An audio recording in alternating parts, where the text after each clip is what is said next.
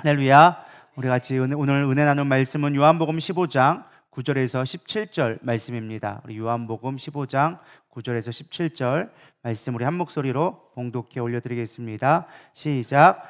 이 말씀은 살아계신 하나님의 말씀입니다. 아버지께서 나를 사랑하신 것 같이 나도 너희를 사랑하였으니 나의 사랑 안에 거하라. 내가 아버지의 계명을 지켜 그의 사랑 안에 거하는 것 같이 너희도 내 계명을 지키면 내 사랑 안에 거하리라. 내가 이것을 너희에게 이름은 내 기쁨이 너희 안에 있어 너희 기쁨을 충만하게 하려 함이라. 내 계명은 곧 너를 사랑한 것 같이 너희도 사랑하라는 이것이니라. 사람이 친구를 위하여 자기 목숨을 버리면 이보다 더 큰 사랑이 없나니 너희는 내가 명하는 대로 행하면 곧 나의 친구라. 이제부터는 너희를 종이라 하지 아니하리니 종은 주인이 하는 것을 알지 못함이라. 너희를 친구라 하였노니 내가 내 아버지께 들은 것을 다 너희에게 알게 하였음이라. 너희가 나를 택한 것이 아니오 내가 너희를 택하여 세웠나니 이는 너희로 가서 열매 맺게 하고 또 너희 열매가 항상 있게 하여 내 이름으로 아버지께 무엇을 구하든지 다 받게 하려 함이라. 내가 이것을 너희에게 명함은 너희로 서로 사랑하게 하려 함이라. 아멘. 할렐루야. 지난번에 요한복음 우리 15장 1절부터 8절까지 말씀을 제가 4월 초에 했습니다. 한 3주 만에 이제 하게 되어지는데요. 포도나무 아마 비유 잘 알고 계실 겁니다. 너희가 내 안에 있을 때 열매를 맺게 되어진다 하는 걸 얘기해주고 있죠. 사실 요한복음 15장은 이제 계속적으로 사랑에 대해서 얘기합니다. 첫 번째는 어떤 사랑을 얘기하냐, 하나님과의 관계 속에서의 사랑을 이야기해주고 있습니다. 너희가 내 사랑 안에, 내가 너희 안에 거하면, 사랑 안에 거하면 너희가 열매를 맺는다라고 이야기해주고 있고요. 오늘 9절부터 17절까지는 이제 제자들 간에, 형제들 간에 사랑했을 때 이제 열매를 맺게 되어진다. 서로 사랑해라 라고 얘기하고요. 이 다음 18절부터 마지막까지는 이제 세상을 향한, 세상이 너를 미워한다 할지라도 너희들은 세상을 사랑해야 된다라는 세상에 향한 관계 속을 이야기해주고 있습니다. 쉽게 말하면 오늘은 무엇을 얘기하고 있느냐? 이제 교회 안에서 어떻게 형제들끼리 사랑할 수 있는가를 얘기해주고 있다라고 볼 수 있습니다. 오늘 제목을 제가 뭐라고 정했냐라고 하면은 사랑, 사람, 사역 이렇게 제가 좀 지어봤습니다. 사실 우리 가운데 교회 안에 있는 것들에 이 모습들이 있는데 가장 중요한 것이 저는 사실 여기 보면은 우선순위가 사랑에 있습니다. 그래서 사랑을 해야 사람도 세워지고 사람이 세워져야 사역도 이루어진다라는 것입니다. 근데 이게 사랑이 없고 사람이 안 세워지고 사역만 되면 그때부터 이제 힘들어지기 시작하는 거예요. 우리가 어떤 일을 봉사를 하거나 어떤 사역에 참여하게 됐을 때 그 가운데 가장 중요하게 봐야 될 게 사람을 봐야 되고, 사람보다 더 중요한 게 사랑하는가를 봐야 돼요. 그리고 무엇보다 가장 중요한 사랑이 무엇이냐? 하나님을 사랑하는 거예요. 그래서 하나님을 사랑하는 그것이 파운데이션이 돼야 사람도 사랑하게 되어지고 그 사람의 사역 가운데 사역들은 자연스럽게 이루어지게 되어지는 거예요. 근데 우리가 이런 것들을 간과하고 어떤 일에 봉사하는 것만 에너지를 너무 쏟게 되어지고 정작 중요한 하나님을 사랑하는 것과 사람을 세우는 것에 있어서 포커스를 잊어버리면 이제 그때부터는 신앙생활이 어려워지기 시작하는 거예요. 저는 여러분들이 무엇보다 하나님을 사랑할 수 있기를 소망합니다. 사실 너무나 당연한 거예요. 사실 제가 설교를 할 때 가장 힘들어하는 부분들이 이 사랑입니다. 다른 것들은 뭐 영적인 거 원리는 다 설명을 하겠는데 사랑하라는 건 참 쉽지 않은 것 같아요. 내가 그만큼 사랑을 주나? 이런 생각이 들면서 어떻게 사랑하지? 나도 못하는데 어떻게 이 사랑을 설교하지? 라는 항상 부담감이 있어서 가장 쉬운 건데도 가장 어려운 게 저는 이 사랑인 것 같아요. 그래서 여러분들이 무엇보다 이 하나님을 사랑하는 것을 좀 오늘 잘 살펴봤으면 좋겠습니다.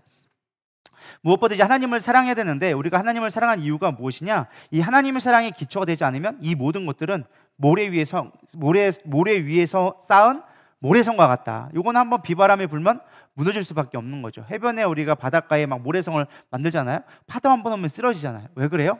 기초가 잘 안 돼 있고 단단하게 지어 있지 않으니까 이게 한 번에 넘어질 수 있다라는 것이죠.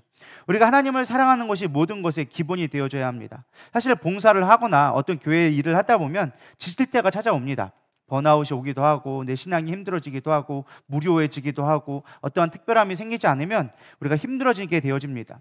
저 역시도 목회를 하다 보면 여러 가지 갈등들로 인하여져서 사실은 힘들어졌던 적이 꽤나 많이 있었습니다. 그럼에도 지금껏 견딜 수 있었던 것은 단 하나, 하나님을 사랑한다라는 고백입니다.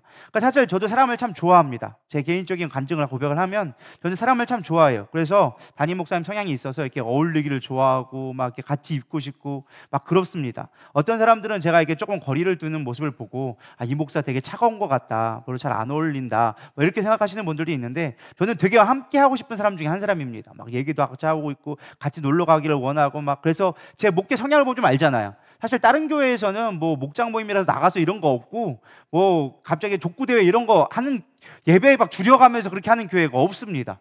그게 제 성향을 좀 반영하는 거예요. 그게 어울리고 싶고 그런 것들이 있는데 제가 목회를 하면서 깨닫게 된 게 그거였어요. 제가 성도가 하나님보다 성도를 더 사랑하면 하나님께서는 그 성도를 꼭 보내시더라고요. 딴 데로 보내시거나 어쨌든 그 관계에 힘들게 만들거나 어떤 그런 부분을 통해서 제가 사람적으로 좋아하게 되어지면 그것을 끊으시더라는 거예요. 제가 몇 번은 그냥 한두 번은 그런가 보다 했었어요. 인간적인 관계는 뭐 사람이 하다 보니까 그렇게 됐나 보구나, 우연이구나 했는데 제가 몇 번을 경험하면서 그렇구나, 하나님이 나를 세우실 때는 목회자로서 한 사람만 바라보지 않고 성도를 사랑할 수 있는 그리스도의 마음 안에서, 그리스도 안에서 사랑하는 법을 배우라고, 한 사람을 내가 인간적으로 좋아하고 의지하기 시작하면은 반드시 문제가 생기더라는 거예요. 뭐 그게 문제가 생기다 뭐 이상한 문제가 아니라 관계가 어려워지거나 아니면 갈등이 생기거나 교회 안에 어려움들이 생기거나 이런 것들을 통해서 저를 깨닫게 하시는 것을 보게 되어졌습니다. 여전히 저는 사람을 좋아합니다. 그럼에도 불구하고 사실 엄청 자제를 하죠. 그래서 제가 하려고 하는 거는 하나님을 사랑하자. 하나님을 사랑하면 그때부터는 자연스럽게 되어져요. 성도를 사랑할 때 1대1 단합할 때 내가 하나님을 사랑하는 것처럼, 하나님이 나를 사랑하신 것처럼 사랑해야지. 그래서 그들의 필요가 무엇이고 하나님이 나를 불쌍히 여겼던 것처럼 불쌍히 여겨야지 라는 마음들로 대하기 시작하면 사실 사람이나 성도를 대할 때 어려움이 별로 없게 되어집니다. 근데 그렇지 않고 내 인간적인 마음이 앞서서서 친한 사람하고 친하고 안 친한 사람은 별로 관심 없고 이러면 그때부터 문제가 생기기 시작한 거예요. 누구는 서운해하고 누구는 너무 가까워져서 너무 허물이 없다 보니까 문제가 생기기 시작하는 것이죠. 그래서 우리가 사역할 때 가장 중요한 게 무엇이냐? 내가 정말로 하나님을 깊이 사랑하는가? 하나님 안에서, 그리스도 안에서 사랑을 하고 있는가를 늘 점검해야 한다라는 것입니다. 우리가 형제를 사랑할 때 가장 중요한 게 인간적인 사랑이 참 앞설 때가 많아요. 내게 편한 사람 좀 가깝고 내게 좀 좋은 말 해준 사람, 나에게 잘해주는 사람들하고 친한데 그렇지 않은 사람들하고는 쉽지 않은 거예요. 반대로 나에게 어떤 좀 안 좋은 말을 하거나 내가 좀 오해할 말을 하고 나와주면은 그 사람과 담을 쌓게 되어짐으로 말미암아 어려워지기 시작하는 거예요. 그래서 우리가 사랑할 때 가장 중요한 것이 무엇이냐? 그리스도 안에서 사랑하는 게 중요하다. 이 우선순위가 분명히 되어져야 돼요. 하나님 안에서의 우선순위가 세워지면 그 다음부터 하나님이 기뻐하시는 것이 무엇인지 알게 되어지고 그 기뻐하시는 것이 분명하기 때문에 사람을 세우게 되어집니다. 그 사람의 실수가 있건 그 사람이 조금 부족하든 그건 크게 중요치 않아요. 왜? 우리의 목적은 뭐 그 일을 얼마큼 잘했냐 이게 중요한 게 아니라 사람이 잘 세워지는 것이기 때문에. 할렐루야. 저 여러분들이 되기를 소망합니다. 우리 교회 주방 봉사를 하든 뭐 영상을 하든 반주를 하든 사람이 세워지기를 축복합니다. 그리고 여러분들이 어떠한 봉사에 있든 내가 하나님을 사랑하는 것이 있어서 기초가 됐으면 좋겠습니다. 내가 하는 것이 우선 되어져 가지고 잘했니 못했니 뭐 내가 옳으니 마르니 이게 중요한 게 아니다라는 것입니다. 찬양을 할 때도 기쁜 마음으로 해야 되고, 내가 기쁘지 않다? 그러면 쉬셔도 돼요. 내가 봉사도 힘들다, 내가 하나님을 사랑하는 거에 있어서 그것이 기초되지 않는다, 그럼 기도부터 먼저 하셔야죠. 안 그러겠습니까? 전 가장 중요한 것 같아요. 우리가 하나님을 사랑하는 거에 있어서 기초가 되어져지 억지로 끌려가서 막 이거를 막 안 하면 안 될 것 같고 막 이래서 하면은 듣는 사람도 은혜가 안 되고 하는 사람도 은혜가 안 되고 뭐 봉사에도 그것도 서로 불화가 생기는 거예요. 할렐루야. 우리는 사랑해야 되리라 믿습니다. 하나님을 항상 사랑하나 점검해야 돼요. 일이 힘들어질 수 있어요. 사람인지라 연약함이 있고 부족할 수가 있고 사람과의 관계 속에 있다면 갈등도 분명히 있어요. 근데 중요한 건 무엇이냐? 하나님을 사랑해서 하면 그것들이 용납되어지기 시작하는 거예요. 실수할 수 있구나, 부족할 수 있구나, 사정이 있겠구나, 사람을 세워가는 게 중요하게 되어진다라는 것입니다. 우리 누리다 성도가 되기를 축복합니다. 그것이 형제를 사랑할 수 있는 가장 중요한 방법 중에 하나라는 거예요. 하나님은 형제를 사랑하기에 가장 1원칙이 무엇이냐? 하나님이 나를 사랑한 것처럼 내가 너희를 사랑하니 너희도 그렇게 사랑을 하는 거예요. 할렐루야. 하나님의 사랑이 기여되지 않으면, 그리고 하나님의 그 사랑을 내가 본받지 않으면 우리는 사랑할 수가 없다라는 것입니다. 사단은 우리로 하여금 일을 사랑하게 만들고 사람의 일들을 만들기 시작합니다. 우리는 사람으로 하는 게 아니에요. 하나님의 영으로 해야 되리라 믿습니다. 혼돈하게 만들고 사람들이 싫어져서 예배를 드리지 못하게 만드는 것이 사단이 하는 방법이에요. 그래서 우리는 일이 바빠서 하나님을 잃어버리게 되는 경우가 없기를 소망합니다. 그래서 항상 얘기하잖아요. 우리는 예, 주방 봉사 중요해요. 근데 가장 중요한 건 뭐예요? 물론 주방에서 봉사하는 것도 하나님을 사랑하는 방법이 될 수 있겠지만 하나님을 예배하는 게 우선이 되어줘야 되고, 그 다음에 내가 봉사하고 뭘 하는 것도 함께 해줘야 된다라는 것입니다. 그리고 그 가운데 사랑하다 보면 우리가 주님 안에 살아가면 자동적으로 사람을 세우게 되어진다. 그래서 9절에 이렇게 얘기해주고 있습니다. 아버지께서 나를 사랑하신 것 같이 나도 너희를 사랑하였으니 나의 사랑 안에 거하라. 사랑의 일원척이 사랑 안에 거하는 것입니다. 로마서 5장 8절은 얘기합니다. 우리가 아직 죄인 되었을 때 그리스도께서 우리를 위하여 죽으심으로 하나님께서 우리에 대한 자기의 사랑을 확증하셨느니라. 그 사랑을 우리에게 보여주셨는데 어떻게 사랑하였느냐? 내가 이렇게 죽음, 십자가의 죽음에 대속해 주는 사랑같이 너희도 그렇게 사랑해 줄 수 있어야 한다라는 것입니다. 그래서 하나님이 사랑할 때 가장 중요한 건 우리가 무엇보다 하나님을 사랑하고 형제를 사랑함에 있어서 하나님의 기초가 되어지고, 그 기초로 말미암아 우리가 모든 일들이 그 사람을 세우는 일들로, 그리고 그 사역의 열매는 자연적으로 따라오게끔 만드는 게 중요한 것입니다. 예배는 우리로 하여금 시간과 물질을 바치라는 것이 아닙니다. 우리의 시간을 드리고 물질을 드림으로 하나님을 알게 하는 거예요. 믿으십니까?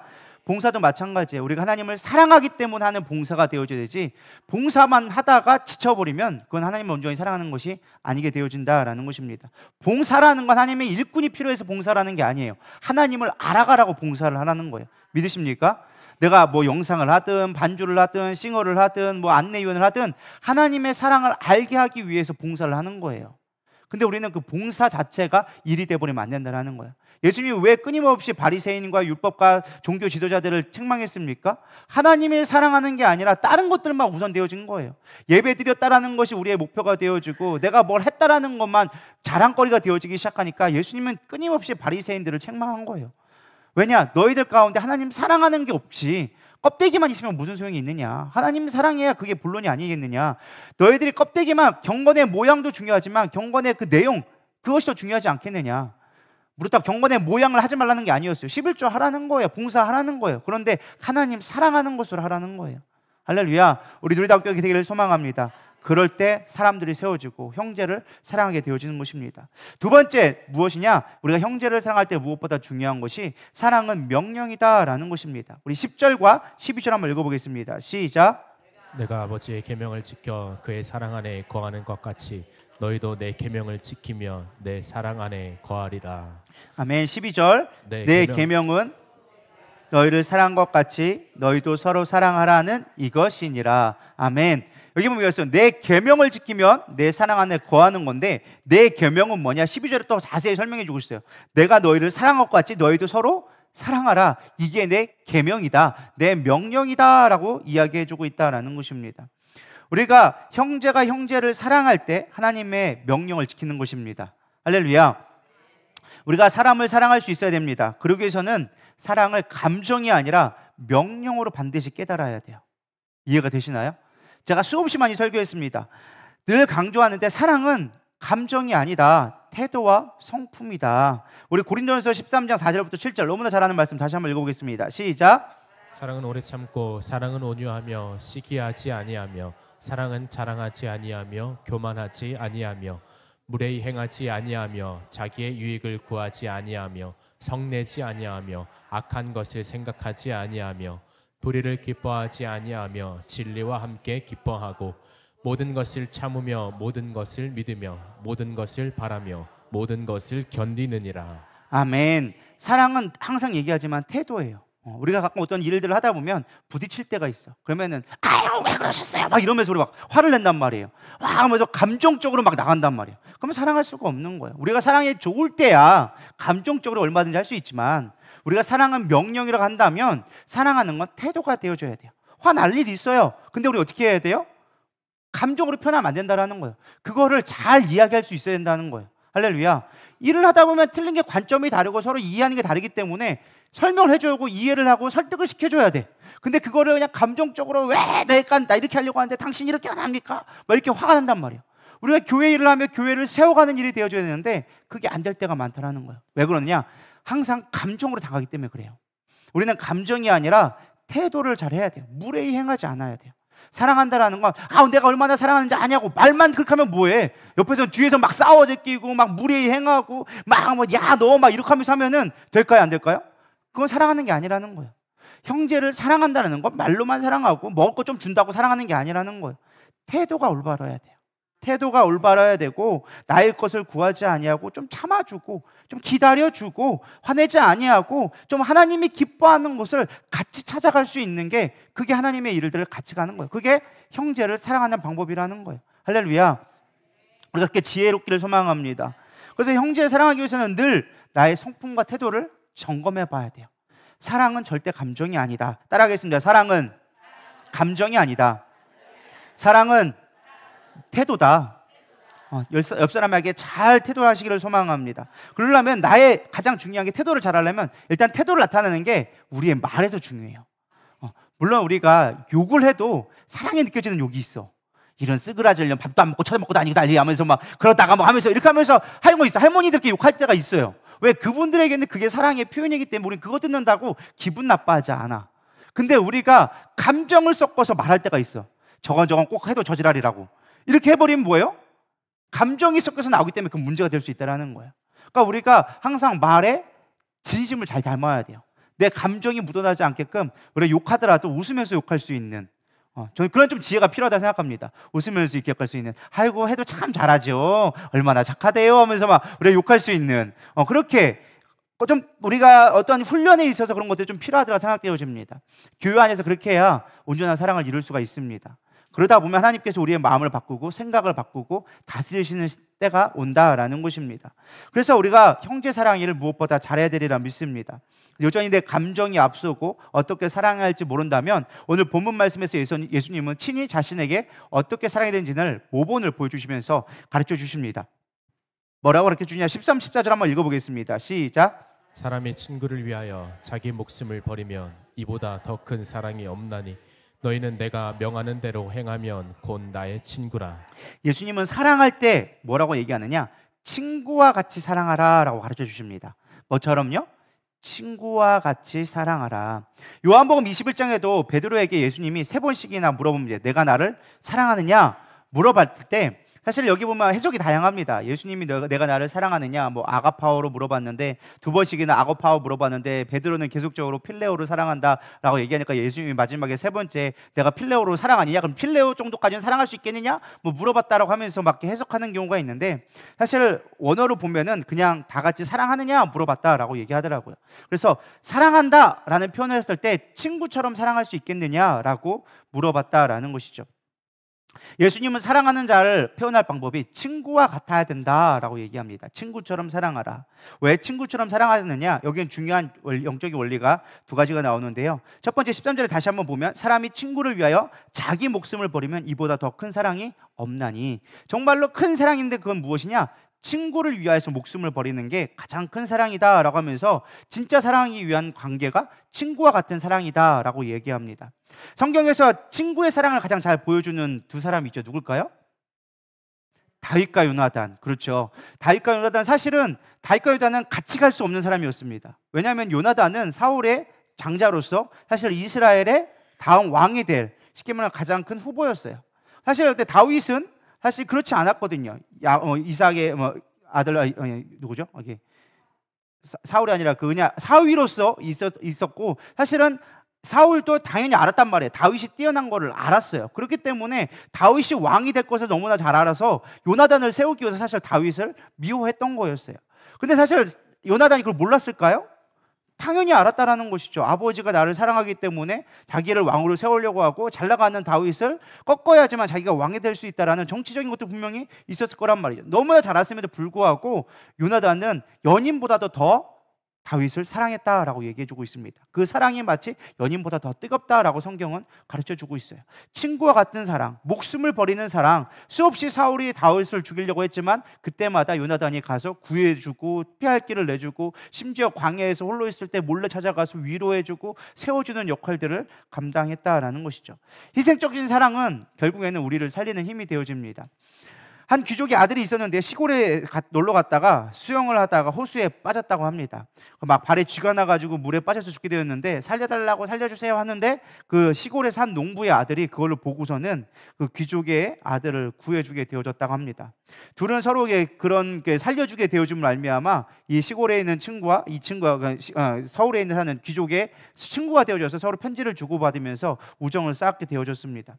그러다가 이제 13살이 되었을 때 이 소년이 초등학교를 졸업하게 되어졌습니다. 그리고 이 아들에게 물어봤습니다. 너는 커서 뭐가 되고 싶어? 라고 물어보니까 이 친구가 의사가 되고 싶어 라고 얘기했다고 합니다. 귀중의 친구가. 근데 내 아버지가 이거를 둘째 형이 런던에서 안과 의사로 일하고 있었지만은 집이 가난해가지고 나를 더 공부시키지 못해 라고 얘기했다고 합니다. 그러자 귀족에 있던 친구가 이 시골 친구를 도우려고 아버지를 설득하기 시작합니다. 정말 똑똑하고 착한 친구가 있는데 나를 구했던 친구인데 집이 가난해서 못하니까 우리 집으로 데려와서 우리 집에서 이 친구를 같이 해줬으면 좋겠다라고 끊임없이 졸라서 이 시골에 있는 친구를 런던에 있는 곳으로 와서 데려다가 키우기 시작했습니다. 그리고 이 소년이 런던의 의과대학을 졸업하게 됐는데 페니실린이라는 약을 만들게 되어진 기적의 약을 만들죠. 그래서 1945년에 노벨 의학상을 받게 되어집니다.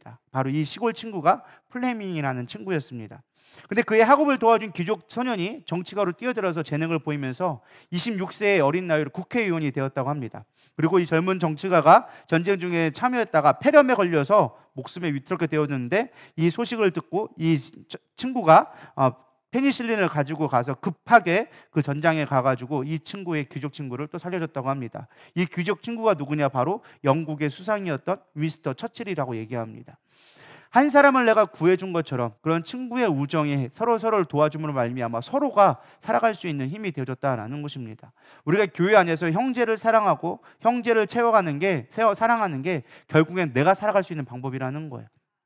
우리는 내가 희생하고 내가 누군가를 사랑하는 것을 내가 희생한다라고 생각하지만 그렇지 않다라는 것입니다. 내가 누군가를 위해서 섬겨줄 수 있을 때 내가 살아갈 수 있다라는 것입니다. 할렐루야. 그래서 어느 미국 대학에서 졸업을 위한 필수 자격 조건으로 이렇게 1, 10, 100이라는 표어를 걸었다고 합니다. 이게 무엇이냐? 미국 대학교 졸업하기 위해서 한 명의 스승과 10명의 친구와 100권의 책을 읽은 자만이 졸업할 수 있다. 이것이 너희들의 인생의 성공이 되어진다라는 의미로 했다라는 것입니다. 한 명의 영적인 멘토와 그 다음에 10명의 친구를 사귈 수 있는 자가 인생에 성공하는 자이다. 사실 우리가 인생에서 10명의 친구도 정말 진실한 친구도 쉽지 않습니다. 진실한 친구 한 명만 있기도 쉽지가 않아요. 나를 위해 목숨을 거줄 수 있는 친구가 몇 명이 있을까? 여러분 잘 생각해 보시기 바랍니다. 쉬운 일이 아니에요. 근데 그럼에도 불구하고 우리에게 참 감사한 건 우리는 믿음의 형제들 자매들이 많다라는 것입니다. 그렇기 때문에 우리가 서로가 서로를 도와주고 형제가 형제를 돕는 것만큼 귀한 일이 없다라는 것입니다. 사실 자식도 장성하면 품을 떠나고 남편이나 아내도 나보다 먼저 세상을 떠날 수 있습니다. 정말 노년이 가면 갈수록 나이를 먹어갈수록 필요한 것이 친구다라고 얘기하더라고요. 어떠한 남자가 있었는데 사실은 결혼도 하고 자녀도 낳게 되어지고 또 하나님이 또 사업을 했는데 때마침 잘 돼서 꽤나 부유한 집안으로 살게 되어졌다라고 얘기합니다. 근데 이 노인이 80세가 됐는데 어느 날 자살을 결심하게 되어진 거예요. 근데 그거를 결정에 대해서 겨우 살렸는데 왜 자살하려고 합니까? 도대체 부족한 것이 무엇입니까? 라고 물어봤더니 이 노인이 하는 말이 나는 친구가 없어 라고 얘기하더라고요. 쉽게 말하면 그냥 친구가 없다라는 게 무엇이냐, 이제 나이를 먹고 사소하게 이야기할 수 있는 친구가 없다 보니까 외로워지는 거예요. 자식이 많고 손주도 많지만 정작 나의 친구가 되어줄 사람이 없는 거예요. 아내라고 있지만 아내라고 내 친구가 되어지냐? 그게 쉽지가 않다라는 거예요. 아내라고 해서 항상 내 친구는 아니거든요. 남편이 여러분 항상 여러분 친구 되십니까? 대답들이 없으시네. 이렇게 심각한 표정으로 저를 보고 계시면 제가 상당히 민구합니다. 사실 쉬운 게 아니에요. 그래서 우리가 잘 사는 부부는 어떤 거라고 얘기해요? 친구와 같은 부부가 잘 산다라고 얘기하거든요. 서로 친한 친구처럼 보낼 수 있고 같이 취미를 즐기고 같이 이야기를 나눌 수 있는, 같이 커피 한 잔 마시면서 데이트할 수 있는 그런 저와 여러분이 되기를 축복합니다. 그게 우리가 행복하게 잘 사는 비결이라는 거예요. 근데 신앙생활 때도 마찬가지로 이렇게 서로 친구가 되어줘야 된다. 근데 그 사소하게 그냥 농담하고 같이 친구랑 같이 차 한 잔 마시고 함께 웃을 수 있는 사소한 이야기, 그냥 이야기할 수 있는 게 정말 큰 축복이라는 거예요. 근데 우리가 교회 안에서 목장 모임할 때 얼마나 그런 일이 많이 있습니까? 할렐루야. 별로 아멘들이 없으시네요.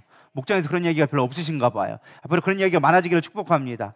서로를 위해서 희생해주고 그렇게 상겨줬을 때 그런 친구가 될 수 있다라는 거예요. 전 여러분들이 서로가 됐으면 좋겠습니다. 물론 연배가 있고 차이가 있으면 쉽진 않겠지만, 제가 이번에 족구대회도 하는 게 왜냐, 사실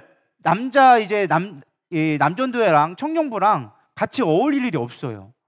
목장도 다르고 뭐 하다 보니까 같이 어울릴 일도 없고 같이 함께하기 어려운 거예요. 세대가 함께하기 어렵게 된다라는 것입니다. 사실 그렇게 해서 하려고 했는데, 이제 어느 순간 이제 나이 드신 분들이 많이 참석을 못하다 보니까 족구만 하자는 게 아니라 목적 자체는 친교인데 어느 순간에 이제 잘 안 모이게 되더라고요. 그래서 이게 조금 더 노력이 필요하겠구나. 마찬가지예요. 이제 여전도에도 마찬가지죠. 이제 젊은 청년 여자청년들과 집사님들이 같이 교류가 일어날 수 있도록 여러분들이 하나가 되기를 소망합니다. 그게 서로가 희생될 때 가능한 거예요. 희생이 될 때, 서로가 양보해주고 노력해주고 들으려고 할 때 하나가 될 수 있으리라 믿습니다. 그것이 예수님 우리에게 주시는 명령이라는 거예요. 할렐루야. 예전에 예화로 등장했던 홍콩의 청쿵 그룹의 회장인 리자청이 사실 아시아의 제일 부자라고 불려진 사람이거든요. 아시아권에서, 전 세계 말고 아시아권에서는 제일 큰 부자다라고 불려지는 회장이 있는데, 여전히 5만 원짜리 구두에 10만 원짜리 양복을 입고 다닌다고 합니다. 그럼에도 불구하고 그가 성공을 할 수 있었던, 그 엄청난 재산을 가질 수 있었던 것은 물론 부동산을 했었지만, 그가 얘기하는 건 인간관계의 법칙을 깨달았기 때문에 내가 성공할 수 있었다라고 그의 자서전에 기록해주고 있습니다. 그러면서 리자청은 절대로 사귀면 안 되는 친구 7가지 유형을 설명해주고 있습니다. 여러분들이 어떻게 해당되는지 한번 세보시기 바랍니다. 불효자와는 사귀지 말아라. 그리고 남에게 야박한 사람과는 사귀지 말아라. 시시콜콜 따지는 사람과는 사귀지 말아라. 존경할 줄 모르는 사람과 사귀지 말아라. 아부를 잘하는 사람과는 사귀지 말아라. 원칙 없이 권력 앞에 서는 사람과는 사귀지 말아라. 동정심이 없는 사람과는 사귀지 말아라. 이런 사람만 피하면 네가 인생에 성공할 수 있다라고 얘기합니다. 이걸 반대로 얘기하면 되죠.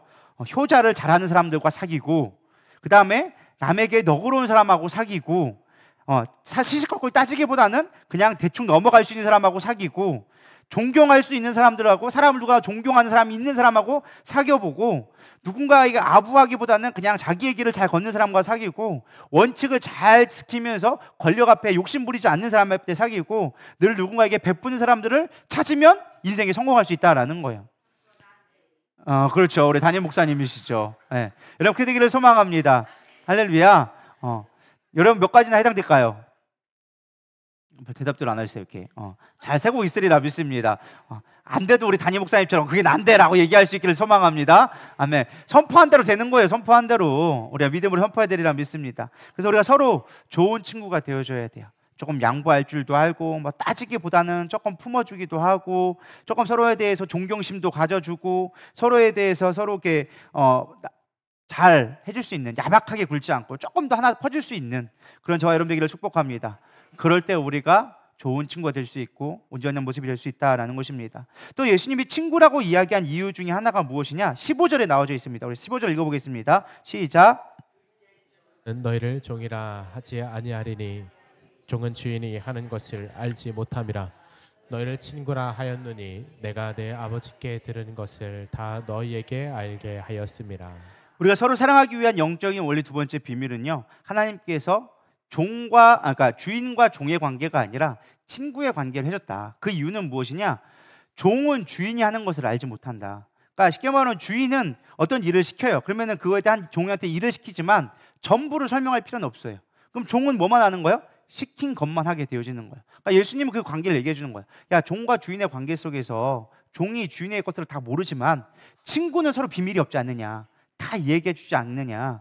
이것이 사랑의 비밀이다. 사랑은 비밀이 없는 게 사랑이다. 그래서 하나님이 나에게 비밀을, 물론 이건 구원에 대한 거지만 나에게 비밀 없이 구원에 대한 걸 알려준 것처럼 너희에게도 내게 이 비밀을, 구원의 비밀을 알려주니까 너희도 서로에게 그렇게 비밀을 알게 하라라는 것입니다.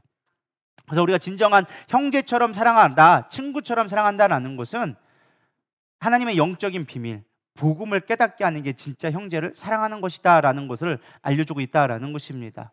그래서 우리가 정말로 잘하는 건, 신앙생활을 잘하고 우리가 교회 안에서 형제를 사랑하게 되는 것은 그냥 인간적으로 사랑하는 것이 아니라 복음으로 사랑하게 되어지는 것. 할렐루야. 그리스도 안에서 복음 안에 이끌어가는 거예요. 때로는 그렇게 하면 책망할 수도 있어요. 사랑하기 때문에 책망할 수 있고, 사랑하기 때문에 권면할 수 있고, 사랑하기 때문에 같이 아파줄 수 있고, 때로는 사랑하기 때문에 때려갈 수도 있는 거예요. 할렐루야.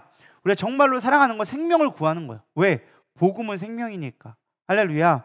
전 여러분들이 그렇게 복음으로 중심되기를 소망합니다. 나에게 마음에 맞는 사람, 그게 중요한 것이 아니라 이 사람이 정말로 복음으로 하나 되어졌는가, 이 사람이 정말로 예수로 중심이 되어 예수 중심의 삶을 살아가는가, 이거를 살필 수 있는 자가 진짜 사랑하는 거라는 것입니다. 할렐루야. 물론 우리가 삶 속에서 그 사람의 삶을 살피고 그 사람의 생각과 이런 것들을 같이 나누는 것도 정말 중요하지만, 정말 중요한 건 그 사람이 말씀 안에 하나님 안에 거하는가를 늘 살펴봐야 되리라 믿습니다. 교회만 잘 출석했다고 우리가 믿음 좋은 게 아니에요. 때로는 그 가운데 아픔도 있고, 때로는 믿음이 연약해질 수도 있다라니까요. 우리가 그런 것들을 살펴보고 영적인 것을 바라볼 수 있는 저와 여러분 되기를 소망합니다. 마지막 세 번째는요, 사랑의 열매를 거두어야 한다라는 것입니다. 우리 16절 17절 읽어보겠습니다. 시작. 것이 아니요 내가 너희를 택하여 세웠나니 이는 너희로 가서 열매를 맺게 하고 또 너희 열매가 항상 있게 하여 내 이름으로 아버지께 무엇을 구하든지 다 받게 하려 함이라. 내가 이것을 너희에게 명함은 너희로 서로 사랑하게 하려 함이라. 아멘. 예수님이 형제를 사랑하는 것에서 최고는요, 열매를 맺는 거예요. 열매를 맺게 하는 거예요. 근데 이 열매는 무엇이냐? 바로 사랑의 열매라는 거예요. 사랑은 흘려보내되리라 믿습니다. 왜냐하면 내가 너희를 택하여 세웠나니 너희로 가서 열매 맺게 하려 한다. 그러니까 주님이 우리를 택하셨을 때는 왜 택하신 거예요? 사랑해 주려고. 사실 우리는 하나님 앞에 아무런 무가치한 존재예요. 근데 하나님은 무가치한 존재를 위하셔서 자신의 사랑하는 아들을 희생시키면까지 우리를 사랑해 주셨어요. 그리고 예수님은 그 사랑을, 하나님의 마음을 알아서 우리를 포기하지 않고 끝까지 사랑해 주셨어요. 그랬기 때문에 하나님이 우리를 선택하신 그 사랑은 헛된 사랑이 아니라는 거예요. 가치 있는 사랑이라는 거예요. 왜? 그 아들을 죽이기까지 한 사랑이기 때문에 가치 있는 사랑이라는 거예요. 그게 내가 너희를 택한 이유라는 거예요. 그렇기 때문에 너희들도 이제 그 사랑을 전하는, 그 사랑을 전하기 위해서 내가 너를 택했다라는 것입니다. 그냥 아무런 이유 없이 내가 너를 사랑해, 그래서 내 아들을 죽였어 라는 그런 무가치한 얘기가 아니라, 내가 너를 택했기 때문에 나의 아들을 죽여서까지 그 사랑을 전할 통로로 사용하겠다라는 거예요. 할렐루야. 그래서 우리는 무엇보다 사랑을 나누어줘, 사랑을 흘려보낼 수 있는 사람이 되어줘야 되리라 믿습니다.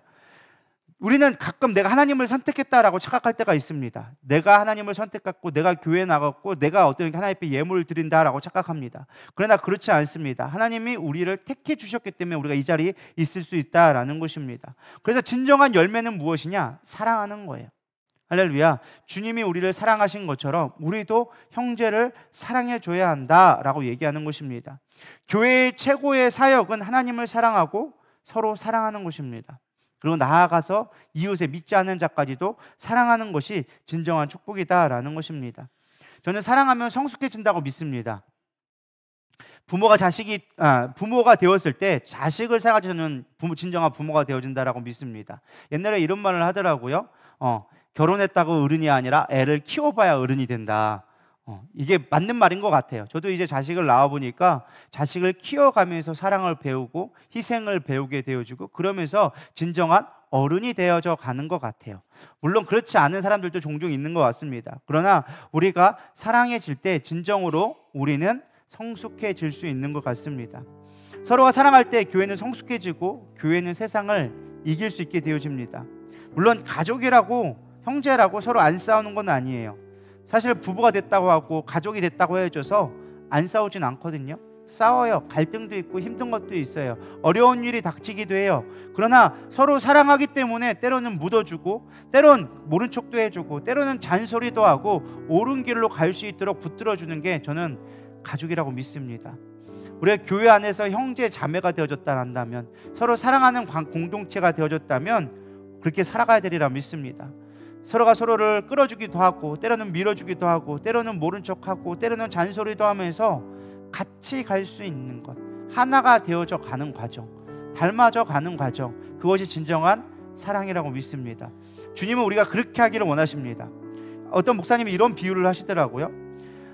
한 아이가 있는데 어항을 만들기 시작했습니다. 우리가 구피 키우잖아요. 구피 크는 것처럼 큰 어항에다가 자갈도 깔고 이쁜 장식품도 깔고 예쁘게 만들어서 거기에 뭐 공기 방울방울 올라오는 것도 해주고 그렇게 해서 다 만들어 놓고 거기에 금붕어를 집어넣기 시작했습니다.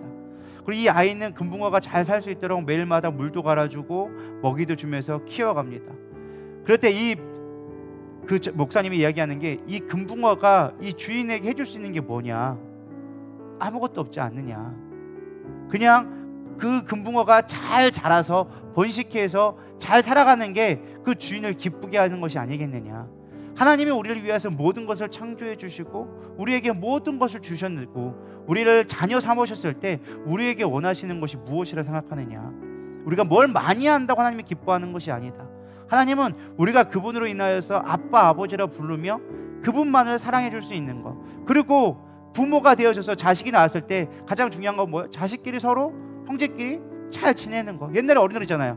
형제끼리는 우애가 좋아야 된다, 서로 싸우지 말아라, 형제밖에 없다, 그렇게 옛날에 할아버지도 말씀하셨잖아요. 전 그것이 진리라고 믿습니다. 서로가 서로를 사랑해 주고 있는 것, 그러면서 가장 중요한 하나님을 사랑하는 것, 그것이 가장 아름다운 우리들의 인생에 가장 중요한 것이 아닐까. 다른 거 다 없어져도 그거 있으면 우리 견딜 수 있지 않을까요? 저는 그런 생각을 해보게 되어졌습니다. 사실은 제가 좀 힘든 며칠을 보냈어요. 하루 이틀을. 왜 그러냐면 꿈을 꿨는데 상당히 기분 안 좋은 꿈을 꿨었어요. 어떤 꿈을 꿨냐면 제가 갑자기 어느 시골에 있는 목회 교회에 담임으로 가게 되어졌습니다. 담임 갔는데 처음에는 꽉 찼어요. 엄청 많았었어요. 근데 몇 주가 지났는데 여기 방에 있는 사람들이 다 방에 들어가가지고 안 나오는 거예요. 예배를 분명히 설교를 하고 있는데 한 명만 앉아있고 여기 다 들어가서 안에서 방에서 놀고 있고 누워있는 거예요. 그래서 여기 뭐 하는 거냐고 막 얘기했더니만은 옆에 큰 교회가 생겼는데 그 다 큰 교회로 갔다고. 그래가지고 그 사람들이 모여가지고 거기서 당회를 했고 회의를 하더래요. 이 교회를 지금 어떻게 팔 수 있는지 그거 회의하고 있다고. 그걸 거기 교회 사찰 권사님이 집사님인지 권사님인지 모르겠어요. 그분이 와가지고 저한테 얘기해 주는 거예요. 목사님 이 교회 판다는데요? 막 이러고 얘기하는 거예요. 제가 그 꿈을 깼어요. 기분이 엄청 덥더라고요. 막 상실감도 오고 막 이런 생각이 들면서, 사실 제가 그 전에 이제 월요일날 쉬는 날이라 TV를 좀 봤었거든요. TV를 보니까 제가 깨달은 게 그거였어요. 아, 내가 인풋을 잘해야겠구나. 너무 세상적인 것을 TV를 보고 저는 하루 종일 월요일이라고 좀 오랜만에 좀 쉰다고 앉아가지고 반나절을 이제 TV를 봤거든요. 근데 그걸 봤더니 그때 꿈을 그걸 꾼 거예요. 그래서 아, 깨달은 게 그거구나. 인풋이 좋아야겠구나. 인풋이 좋으면 아웃풋이 좋은데 인풋이 좀 안 좋은 걸 봤더니 이게 이런 거 생기는 거 보구나 라는 생각이 들면서 했는데, 그러면서 제가 생각한 게 그거예요. 아, 교회가 서로가 사랑해 주는 게 얼마나 귀한 것인지, 같이 옆에 있어 주는 게 얼마나 귀한 것인지. 할렐루야. 전 여러분들이 뭐 벅지덕지 안 해줘도 될 것 같아요. 사실 그거 아니어도 제가 가장 감사한 건 여러분들이 자리에 앉아주시는 거, 이 자리를 지키고 예배를 사랑하고 하나님을 사랑하고 같이 갈 수 있는 거. 때로는 잔소리도 하고 때로는 티격태격하기도 하지만 서로 사랑해줘서 할 수 있는 그런 관계. 정말 요즘에 가장 안타까운 게 뭐냐면 오늘날 교회들이 사랑이 없어지고 있어요. 관심이 없어요. 옆 사람한테. 예배는 잘 나오고 막 사람들은 모여가는데 별 관심 없는 교회들이 너무 많은 거예요. 너는 너, 나는 나, 이런 걸 보면서 아, 마지막 시대에 진짜 교회의 모습이 무엇일까? 단지하게 막 성도들이 많아지는 것도 물론 귀한 사역이겠지만은 진짜 귀한 게 뭘까라는 생각을 제가 그 꿈을 꾸고선 곰곰하게 생각해 봤어요. 아, 내가 옆에 있어줄 수 있는 사람이 참 중요하겠구나. 제 예전에는 목회는 설교를 잘하고 성경 말씀을 잘 가르쳐주고 하나님 뜻대로 살게 만들어야지, 제가 뭔가를 한다고 생각하면서 제가 예전에 설교를 많이 준비했었습니다. 근데 요즘에는 좀 고민하는 게, 물론 설교를 잘해야겠지만 고민하는 게 그거예요. 아, 목회한다라는 게 꼭 그것만이 정답은 아닐 수 있겠구나. 그냥 옆에 있어줄 수 있는 거, 옆에 아프다고 했을 때 한번 같이 가주고, 뭐 좋은 일 있을 때 가서 축하해 줄 수 있고, 같이 때로는 올바른 길을 가지 않으면 믿음의 신앙이 흔들리면 잔소리도 해줄 수 있고, 때로는 좋은 일 있을 때 같이 기뻐해 줄 수 있고, 같이 해줄 수 있는 거, 그게 더 아름다운 목회가 아닐까라는 생각을 곰곰이 해보고 있어요. 곰곰이 하나님이 원하시는 목회가 어떤 모습일까? 주님이 오늘 말씀을 묵상하는 가운데 그런 마음을 주시는 거예요. 야, 내가 원하는 건 다른 건 아니다. 서로가 사랑하는 거다. 할렐루야. 우리는 주님을 위해서 뭔가 막 하려고 그래요. 나름대로 열정이 있고 소망이 있어요. 근데 가장 중요한 건 주님을 사랑하고 옆에 있는 사람을 세워주고 사랑하고, 그러면 사역은 자동으로 열매는 맺게 되어지리라 믿습니다. 그렇게 되기를 축복합니다.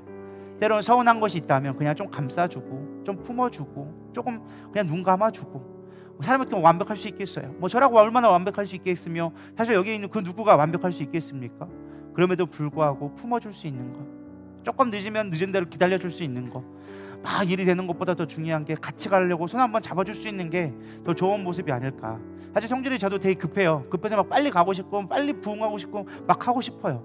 근데 요즘에는 되게 많이 내려놓고 있는 중이에요. 많이 내려놓고 참아주고 기다리고. 그러나 우리가 포기하지 않기를 소망합니다. 사랑은 포기하지 않는 거예요. 할렐루야. 우리 이 시간 좀 찬양하면서 기도하러 나가도록 하겠습니다. 주님은 너를 사랑해, 우리를 사랑하신 주 널 사랑해. 우리 찬양하면서 우리 기도로 나가겠습니다.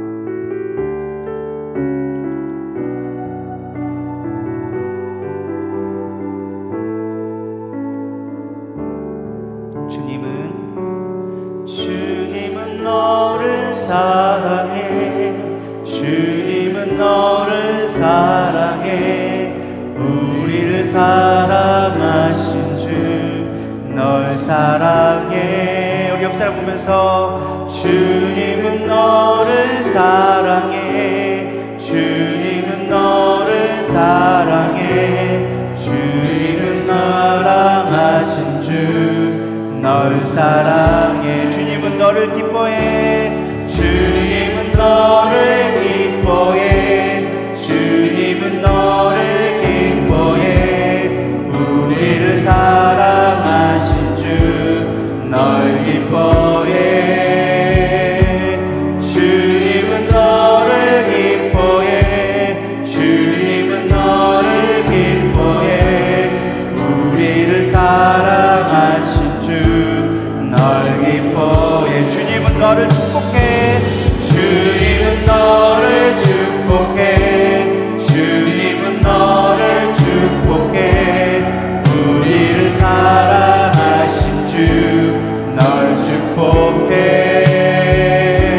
주님은 너를 축복해, 주님은 너를 축복해, 우리를 사랑하신 널 축복해.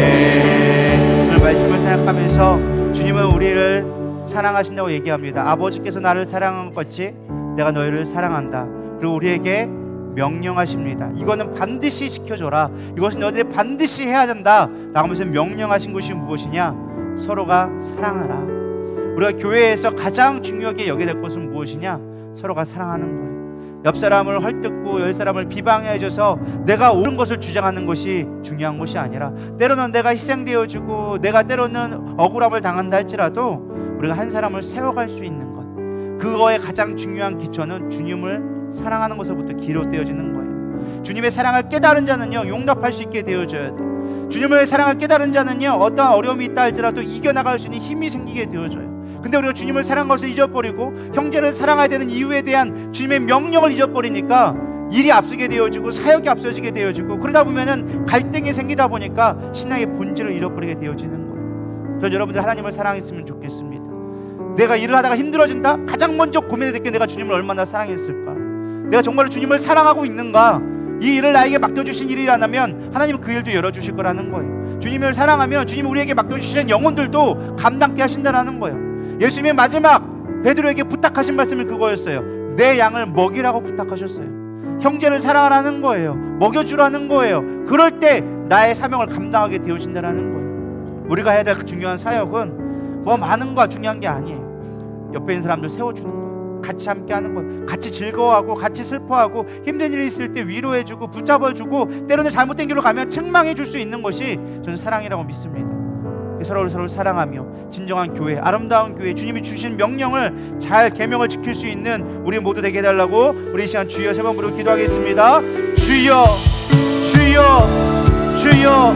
주님의 명령은 다른 것이 아니었습니다. 우리가 서로 사랑하는 것이었습니다. 우리가 얼마나 사랑했습니까? 정말 우리가 얼마나 용납했습니까? 나의 뜻에 맞지 않는다고, 내가 조금 불편함을 겪었다고 우리는 그것을 내 감정에 치우쳐서 하나님 우리는 얼마나 비방하며 판단했습니까? 조금만 참았으면 될 걸, 조금만 기다려줬으면 될 걸, 우리 그걸 기다리지 못하여서 책망하고 원망할 때가 얼마나 많은지 모릅니다. 주님, 부족한 종을 용납하여 주시옵시고 더 사랑할 수 있도록 용서하여 주시옵소서. 영혼 연약합니다. 또 넘어집니다. 또 실수합니다. 나의 감정에 이끌리며 넘어진 나의 연약한 모습들 주님 이제 내려놓게 하여 주시옵시고 이상 주님을 붙들 수 있도록 인도하여 주시옵소서. 주님이 원하시는 아버지 그 축복의 삶, 하나님 원하시는 아버지 세워가는 삶, 교회를 세워갈 수 있도록 인도하여 주시옵시고 온전히 흔들리지 않도록 주님 역사하여 주시옵소서. 우리의 믿음이 흔들리지 않게 하여 주시옵소서. 교회를 세워가게 하여 주시옵시고 흔들렸던 영혼들이 모이게 하여 주시옵소서. 이 자리에 나오지 못한 영혼들이 어떤 영혼들이 있습니까? 마음에 상한 영혼들이 있지 않습니까? 내 그들을 위로할 수 있도록 좀 역사하여 주시옵소서. 세워갈 수 있도록 인도하여 주시옵소서. 하나님께 원합니다. 위디스카리 연들스로 웨카라 연들스로 웨카라 연들스카 위리는 늘스로 웨카라 연들스로 웨카라 연들스로 웨카라 연들스로 웨카라 연들스로 위디스카라 연들스로 웨카라 연들스로 웨카라 연들스로 이리리리리리리리리리리리 늘스로 웨카라 웨카라 늘스로 웨카라 이리 늘스로 웨카라. 하나님, 우리가 얼마나 연약한지 모릅니다. 나의 감정 앞에, 상황 앞에 우리의 수없이 많은 아버지 주님의 명령을 지키지 못하며 넘어질 때가 너무나 많이 있었습니다. 주님 용서하여 주시옵시고 혹여라도 이 자리에 나오지 못한 자들 가운데 그러한 자들이 있지는 않습니까? 마음의 상함을 입고 하나님 정말 이렇게 하나님을 사랑하지만 그러나 하나님 교회에 안 나는 사람들과의 형제들과의 관계 속에서 어려움으로 인하여져서 예배 나오지 못한 자들이 있지는 않습니까? 하나님 우리가 그들을 살펴갈 수 있도록 인도하여 주시옵시고 정말 우리가 중요한 건 하나님을 사랑하고 그 사랑으로 말미암아 형제를 사랑하며 하나님의 나라의 열매를 걷는 사랑의 열매를 맺는 것이 중요하리라 배웠습니다. 그 말씀이 우리 가운데 행함이 되게 하여 주시옵시고 반드시 열매 맺게 하여 주시옵시고 교회를 세워갈 수 있는 우리 모두가 될 수 있도록 인도하여 주시옵소서. 우리의 연약함이 약함이 하나님 강함되게 하여 주시옵시고 그 약함으로 말미암아 서로가 서로를 돌봐줄 수 있는 믿음의 공동체, 사랑의 공동체 될 수 있도록 주님 붙들어 주시옵소서. 그렇게 주님 우리의 교회를 붙들어 줄 걸 믿습니다. 이 나라가 위경 가운데 있습니다. 하나님 이때 더욱더 우리 가운데 하나가 됨이 필요합니다. 하나 될 수 있도록 인도하여 주시옵시고 이 나라와 민족을 위해 기도할 수 있는 우리 모두 될 수 있도록 인도하여 주시옵소서. 가장 중요한 건 주님을 사랑하는 것입니다. 우리 마음 가운데 다시금 주님을 사랑하는지 점검하는 오늘 하루 될 수 있도록 인도하여 주시옵소서. 감사하며 살아계신 예수님의 이름으로 기도 올려드렸사옵나이다. 아멘. 주기도문 하심으로 우리 3일 밤 예배를 마치도록 하겠습니다. 하늘에 계신 우리 아버지여 이름이 거룩히 여김을 받으시오며 나라의 마옵시며 뜻이 하늘에서 이루어진 것 같이 땅에서 이루어지이다. 오늘날 우리에게 일용할 양식을 주옵시고 우리가 우리에게 죄진 자를 사하여 준 것 같이 우리의 죄를 사하여 주옵시고 우리를 시험에 들게 하지 마옵시며 다만 악에서 구하옵소서. 나라와 권세와 영광이 아버지께 영원히 있사옵나이다. 아멘.